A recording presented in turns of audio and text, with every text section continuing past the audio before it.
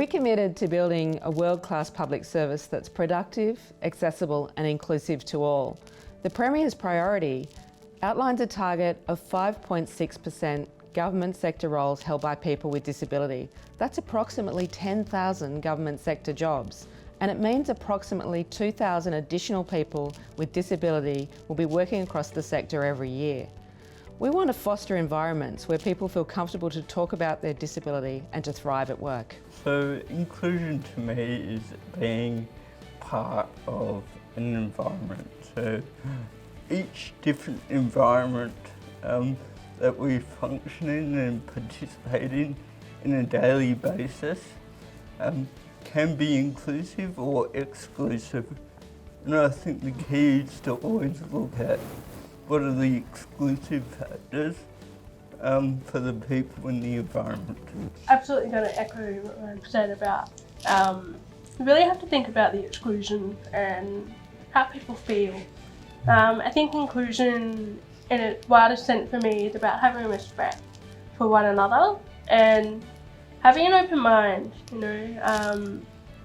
it's about, entering a conversation when someone is worried about, something that might exclude them from an event not with, oh, that definitely doesn't happen, but maybe more around a conversation of, oh, I understand, and how can we fix that situation? I think it's, it's enabling people and it providing people with the environment and the right opportunity to thrive, and it's, it's uplifting. I think that's what inclusion in the whole kind of bubble. Yeah. Echoing and building on the previous comments, inclusion for me is about being valued, and what that value means for me is about the removal and the absence of any stigma, any judgments or any assumptions that might be made about me because I live with a mental illness and what I can contribute. For me, if I look at work and what inclusion at work means, work is fundamentally important. For me, it provides structure and it provides a purpose. It provides everything my mental illness took away from me. And so when people think I can't make a positive contribution to the workplace because I have a mental illness is not about inclusion. So yeah, taking away those stereotypes, taking away those assumptions and taking away those judgments. What's it like looking for work? Generally, for people I don't know and I don't have a relationship with, it's a difficult start.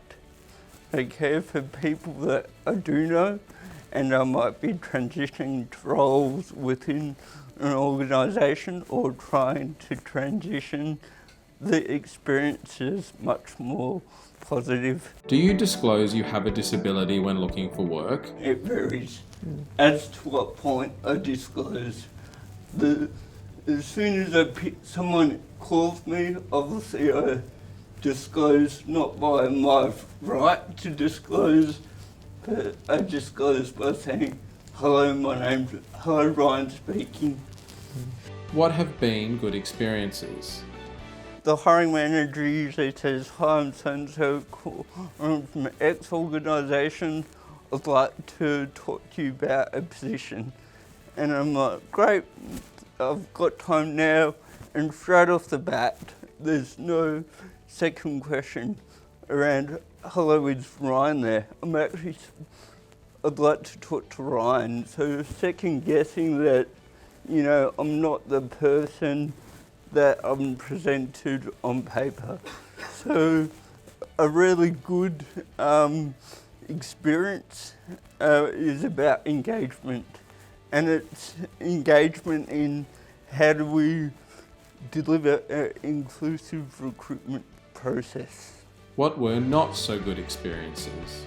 So I've had quite a few experiences of hiring managers or intermediaries making phone calls to supposedly shortlist me for a position based on my written application, and the conversation ending within 2 to 3 minutes. Have people had low expectations of you because of your disability? I have been in that position where, people have underestimated what I've been able to achieve or deliver. It's not fun, I'll be completely honest. And it's kind of, a nice little, tap on the back for me to be able to go, hey, I managed to reach what you were, go above and beyond what you were thinking. It is incredibly hurtful. I can't resile from the fact that you are judging me on the basis of an illness and undermining and undervaluing what I can contribute when I'm absolutely well. If you're going to judge me like that, if you've got such low expectations, I'm basically going to say stuff you and show you what I'm absolutely capable of, so that you don't judge the next person who comes after me, who might have a mental illness as well, to say, take us at face value as you would any other person in the workplace. Yeah, it's about just pushing through. So where I confront, I'll use the workplace as an example, getting critical and constructive feedback initially from managers hard. It's kind of like, do I step around right, or how do I manage this?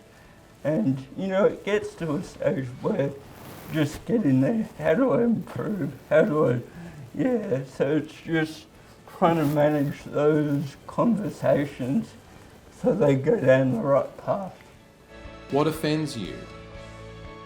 One thing that there's not much that offends me when it comes to my disability, but one thing that does is actually assumptions that a person may have before they even get to know me.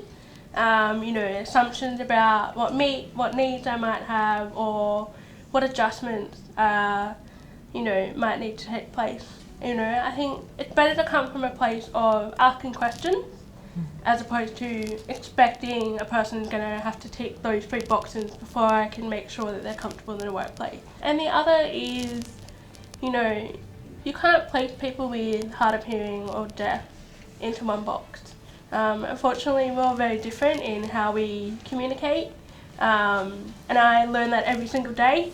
I have colleagues who are hard of hearing and deaf, and we constantly learn off each other about the different ways that work for us. I recently read an article that was published on a public sector news site by someone, and the tenor of the article was how to really assess whether your employee is taking time off because they have a genuine mental illness.